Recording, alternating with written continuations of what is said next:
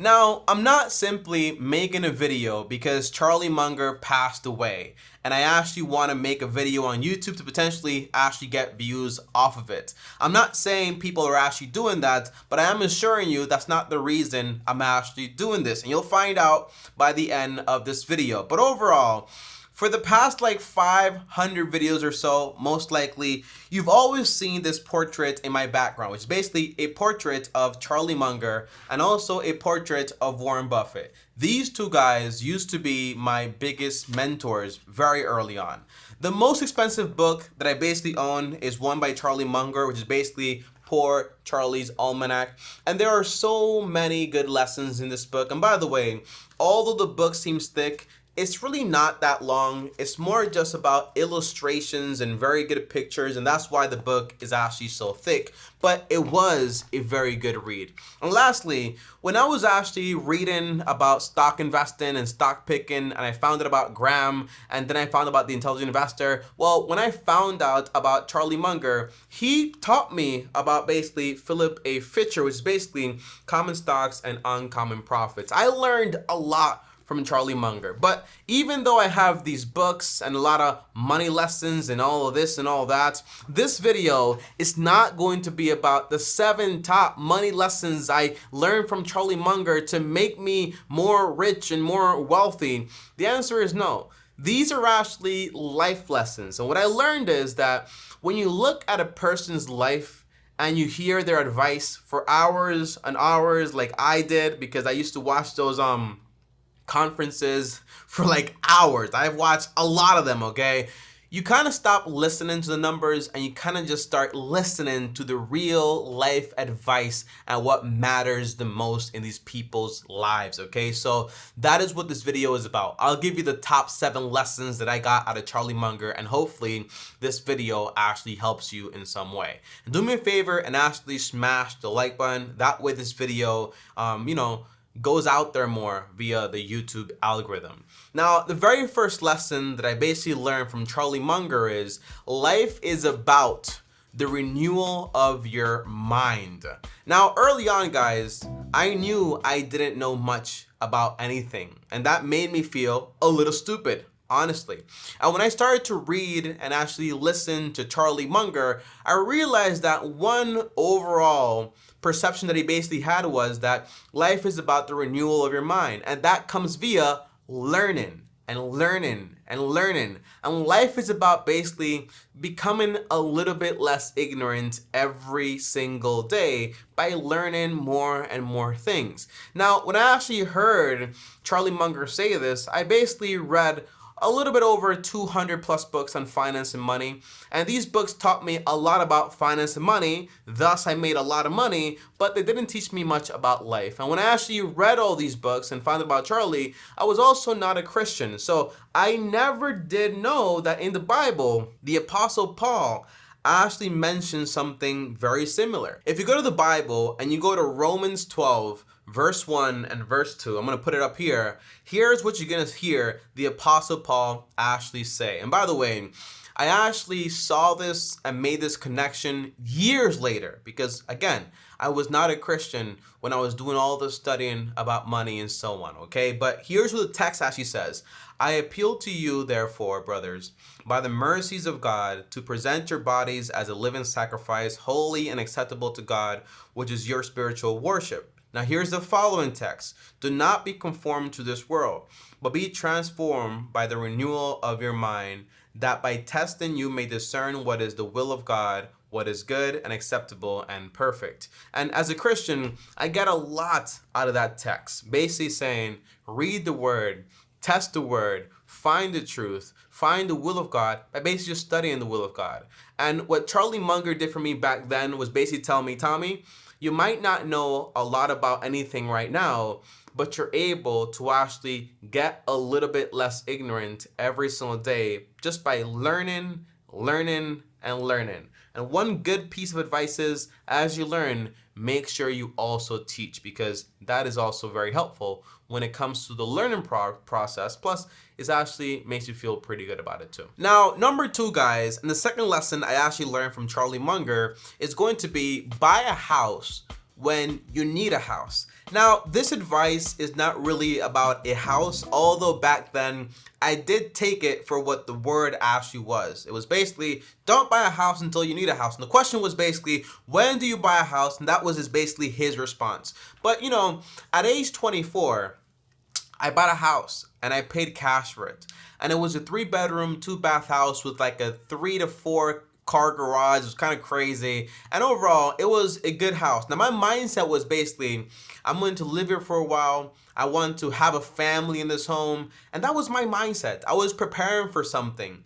But my whole thought and my whole mindset was always like a rule of thumb mindset. I wouldn't really think through things like thoroughly and say to myself, well, is this something I need? That wouldn't be my process. My process would be, hey, is this what's next on the list? Yes, to buy a home, to keep investing. Yes, what you basically do. And that's why I took on that decision. And these days, guess what? I sold that home and I was able to actually get back part of my capital, which is great, but I should have never bought it in the first place. Now, what I learned about my character is that I have a flaw. I have a weakness, and I will share with you guys. This way, maybe if you have it too, you could identify it and basically stop it.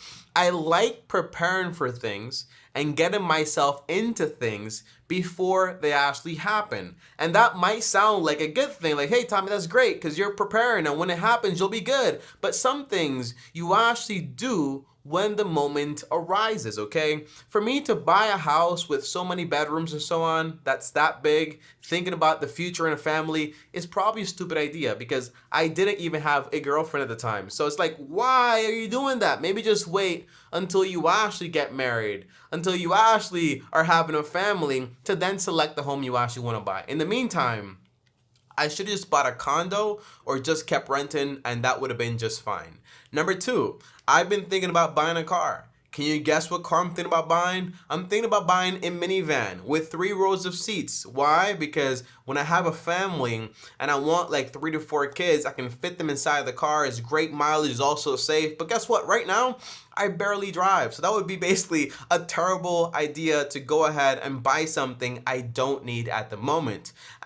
A short while ago, I was out there apartment hunting, I need an apartment with like 3 bedrooms. So this way, when I actually get married and when we're planning to have kids, we could basically grow in this apartment while we look to buy a home. It all sounds great, but in the meantime, you get to thinking things through thoroughly. You're like, hey, if you do get married and you do take like 2 years to have a kid, and then you have to wait, for example, like a year or 2 until the kid actually needs, for example, the space. I shouldn't say kid, but my child actually needs like his own space or whatever. The answer is, do you actually need to be apartment hunting and paying a premium on rent for like 3 to 4 years until that actually happens? The answer is no. It just doesn't make any sense. So I learned that it's not just about thinking about life as a rule of thumb, like what is next on my list, what should I do next based on the experts, but it's more about, hey, think things through thoroughly. Is this a good move right now?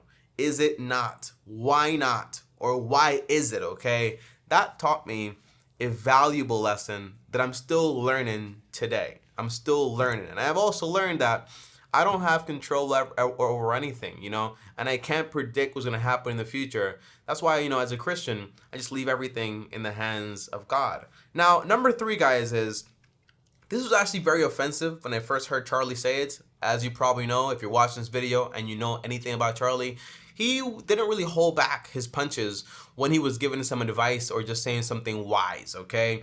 And it's basically, geniuses don't go around asking how to do things. They've been doing things since they were basically kids.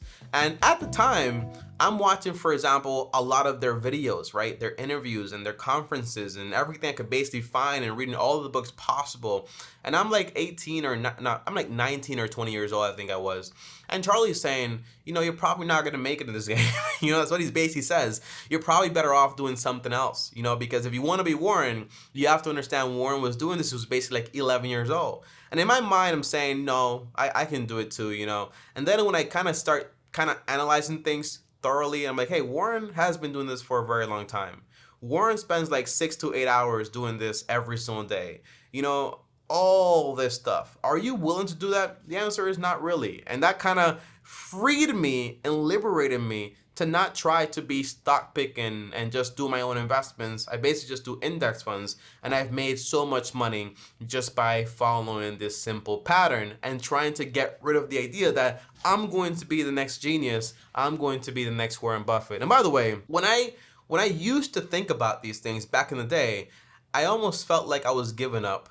But these days, seeing what my decision actually was and where I am now, I'm like, it was the best decision that I could have actually made. Being honest with yourself and knowing your limits. And that's why number 4 is going to be know your limits. He knew he could never be, for example, some crazy mathematician because he just did not have the capacity for that.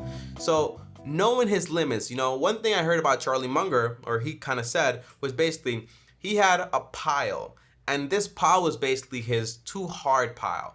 And he wouldn't really think about things that he actually could not manage or actually do. Trying to think about, how do I fix the government? How do I do this and that? Things that he has no control over, he would put it in his too hard pile and not really think about it. And that would free up a bunch of brain power to think about the things that he can change and things that he can actually manage, And again, I have to say it, the more I learn about life, and I learned that a lot of things in life are basically vanity. Everything in life is vanity when you don't do it for the Lord. And to learn more about all these things, I find out like, hey, I'm not really in control over any of this stuff. And I kind of see my life, Charlie, in his last interview, he kind of says, there is a mixture to success, There is the aspect of, yes, you're talented. There's also the aspect of, hey, you also got lucky. And although I might be here in a way and I'm successful in a way, a lot of it is luck, A lot of it is luck. And that's the way I kind of see it these days. Yes, there is work here. There is, for example, effort. But, God is the one in control. And by the way, you might be thinking, Tommy, Charlie was like an atheist, right? Something like that. I don't know what Charlie was. Charlie was a well-read man. And I'm pretty sure he was not a believer because you kind of say that. But for the most part, you kind of see like, Tommy, how do you take so many biblical lessons from Charlie, the way he thought? Because almost all the lessons that Charlie kind of like learned by reading all the books that he read, they're all really in the Bible, And that's kind of what I figured out, because I've also read not as many books as Charlie, but I read a little bit over 200 books. And what I find out is like a lot of these lessons are just in the Bible. And the Bible is sufficient in a way. So number 5, money is good for independence and what it actually gives you. So a lot of the times when you get to thinking about building wealth, you get to thinking about building wealth to buy things. Charlie Munger, early on, I think in total he had around 6 kids and 2 wives, if I'm not mistaken. But early on, he kind of struggled a bit. And one thing he actually wanted was to make enough money so he could actually have financial freedom. And when I used to want money, I wanted money not for financial freedom, but for the things that money could actually buy me. And then I come to realize that, hey, if you spend money on things, you'll have the things, but you won't have the money. Thus, you won't really have the freedom and options that money actually brings you. And today, I've learned a lot of things to control my expenses, to control my needs, because that's also important to actually do, and to basically live on a lot less than I thought I actually needed to live on, and to keep investing my money and to not really touch my capital. So this way, my capital liberates me to be able to focus on the things I actually want to focus on, to actually say money can give me some sort of financial freedom. Money can give me money in a way to actually give to the causes I care about the most. And then money can also help me be able to enjoy part of my life doing things and activities that I actually enjoy too. It's like a balance to actually see what the true value of money is. Not what it buys you, is the options that it actually gives you. Number 6, this advice was the best advice and it's very powerful. Don't marry someone that you need to sign a lot of paperwork with. And as someone who is worth around 10 times more than the average person, that's me, by the way, someone that's worth like 10 times more, has the net worth of 10x of what someone of my age should actually have. I'm not really focused on when I'm getting married, should I be signing a prenup? Should I do this and should I do that? I'm not, by the way. But for the most part, when I do think about that, and when I do think about the life lessons that I actually learned from Charlie and Warren, they both married people that wasn't really much about like the money part. It was more about life partners and people that actually gave them a lot of grace, because for the most part, when you watch the documentaries on Warren Buffett, I haven't really seen a documentary on Charlie per se, so I don't really know much about his fatherly lifestyle, but I do know a little bit much about Warren, and he was kind of like, like disconnected in a way, paying a lot of attention to his work and so on, and he got a lot of grace from his partners, so that's super, super important, so when I think about the person I'm going to marry, I'm not worried about the money aspect. Am I going to marry someone who's going to take my money away? That's not what I'm worried about. I'm worried about, am I going to marry someone who has the same conviction as I do as a Christian and is making an agreement and a promise to basically marry me and be with me, not during this time of when I have money, but during my whole life, to promise to be like a life partner. And that's what you actually are looking for, and that's hard to actually do when you live in a world where basically, especially when you have money, those are things you got to look for. And especially when you have money, you can also become condescendent to what you're looking for. Because it's not just the people that are actually attracted to you, it's also the people that you get attracted to when you also have possessions. It's a double-edged sword that you have to keep a keen eye out on. Lastly, number 7, the last piece of advice that I got from Charlie Munger is going to be always fill up the tank of the man who lent you his car. I don't know like the value in that, but I think I got that from Charlie's Almanac, and he was on a ride with his son, and they used it, and he filled up the tank all the way. And I think his son was like, "Hey, it wasn't all the way, so why are you filling it all the way? It's not fair." And his dad was like, "It is, it is fair." So filling up the tank all the way to the top, and I kind of just learned that in life, it's kind of to be like to be graceful. Not graceful, to be grateful, that's the word. To be grateful for the people that actually do things for you, and to try to return a favor. Not because you're trying to pay them back, but because you're grateful and you want to show love for what they did for you, okay? That's the idea, guys, but these are 7 lessons. I told you that by the end of the video, I'll tell you how I met Charlie. It was an accident. I was in college, I was reading, found out about him, and when I found out about him passing away, it was also by accident, by me just being on YouTube and being like, hey, I wonder if Charlie has done any interview lately, or Warren Buffett, and then I found out, hey, Charlie is no longer around, and that was basically also an accident. I never went to a conference because I always knew that if I do go to a conference, I'm not going to hear anything different, because these guys, man, at least Charlie and Warren, Charlie is no longer around, but for the most part, they're very transparent with everything. And what they say in a video, they're going to tell you in person too, so it really wouldn't matter. And guys, that is basically it for this video. Thanks for watching, and more videos here. Peace.